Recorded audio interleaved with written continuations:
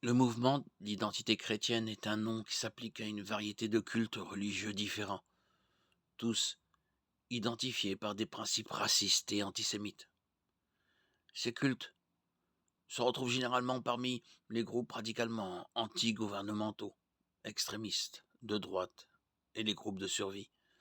Les sectes identitaires chrétiennes sont liées par diverses similitudes théologiques non bibliques, principalement centrées sur un état d'esprit suprématiste, blanc, qui cherche à remplacer l'Israël national par des blancs britanniques ou américains en tant que peuple élu de Dieu.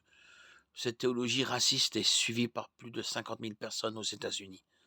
Le plus grand groupe du mouvement identitaire chrétien est le tristement célèbre Ku Klux Klan. Il existe d'autres groupes dont la théologie est similaire à celle du mouvement de l'identité chrétienne, notamment l'israélisme britannique, la philosophie moins violente qui a donné naissance à la théologie de l'identité chrétienne.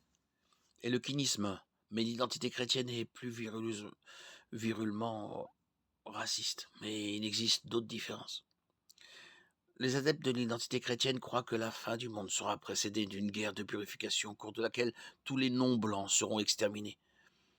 Cet état d'esprit dangereux et effrayant a donné naissance au terrorisme et à d'autres comportements néfastes de la part des adeptes de l'identité chrétienne.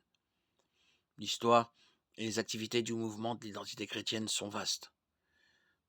Mais il existe deux perversions principales de la doctrine chrétienne qui ont conduit les adeptes de l'identité chrétienne à des conclusions très erronées sur le monde et sur Dieu.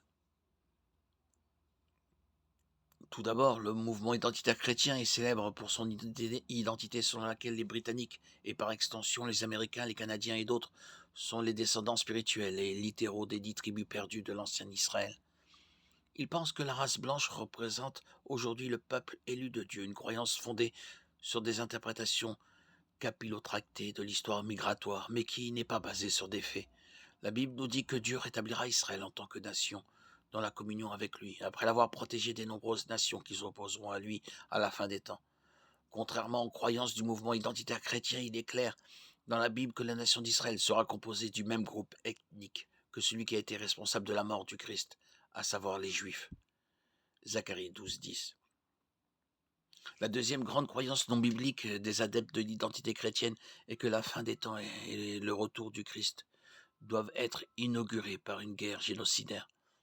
Il est intéressant de noter que cette croyance correspond davantage aux enseignements de l'islam qu'à ceux du christianisme.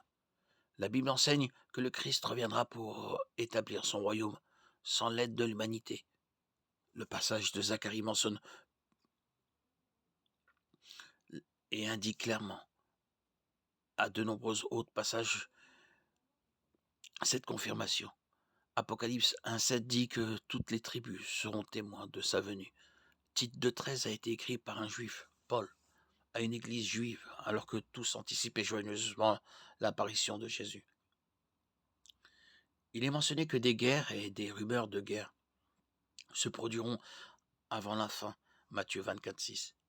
Mais rien dans les Écritures n'indique que la nation juive devra d'abord migrer vers le nord de l'Europe. En outre, il n'y a aucune raison biblique de croire que les races non blanches seront un jour éliminées par la main de Dieu ou par ses vrais disciples. La nouvelle Jérusalem dans les cieux abritera toutes les nations, et les rois de la terre y apporteront la gloire et l'honneur des nations. Apocalypse 21, 22, 27. Le Seigneur a toujours protégé l'habitant et l'étranger. Deutéronome 27, 19, Ésaïe 56, 1, 8.